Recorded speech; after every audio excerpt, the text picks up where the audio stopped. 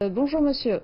Selon le président Macron, le vaccin contre le coronavirus pourrait être disponible dès fin décembre, début janvier pour les personnes les plus fragiles et ce ne serait pas obligatoire. Mais les Français sont-ils prêts à être vaccinés et quelle va être l'acceptabilité de ce vaccin qui arrive prochainement? Bonjour. En effet, ce vaccin a déjà été annoncé pour la fin de l'été. Il est donc à la fois attendu et redouté. Il est attendu parce qu'il porte l'espoir d'un retour à la normale. Il est redouté aussi parce que les Français sont le peuple d'Europe et peut-être du monde le plus divisé sur cette question. Selon les derniers sondages, à peine plus de la moitié accepterait de se faire vacciner et entre 10 et 15% seulement accepteraient d'être les premiers à tester le vaccin. Sa rapidité de développement, en fait quelques mois, cette fois-ci, contre des années d'habitude pour développer un vaccin, le rend suspect.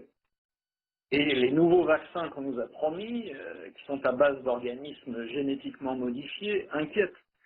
Parce que c'est une technologie qui est interdite en France dans l'industrie agroalimentaire.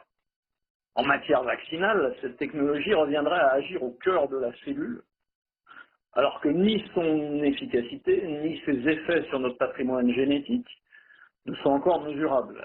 Et en plus, ces effets doivent encore être prouvés sur les personnes vulnérables, qui sont les plus touchés par le Covid. C'est tout avant que le vaccin arrive et comment restaurer la confiance de la population française selon vous? Eh bien, probablement par la cohérence, la transparence et l'appel à la responsabilité des différents acteurs. Et c'est justement le tournant que semble prendre le gouvernement à travers l'allocution récente du président de la République, probablement parce que le gouvernement a pu mesurer la dégradation de l'état psychologique des Français. L'agence Santé France annonce en effet que 21% d'entre eux souffrent d'un état dépressif. C'est une situation sans précédent. On s'attend donc à ce que, en rupture avec l'interdiction et la répression qui étaient adoptées jusque-là, et en cohérence avec cette allocution présidentielle, les autorités laissent à présent aux commerçants l'application d'un protocole sanitaire renforcé, laissent aux employeurs la répartition entre travail sur site et télétravail, et laissent enfin aux médecins le retour à la liberté de diagnostiquer, de prescrire et de conseiller, bref, de soigner.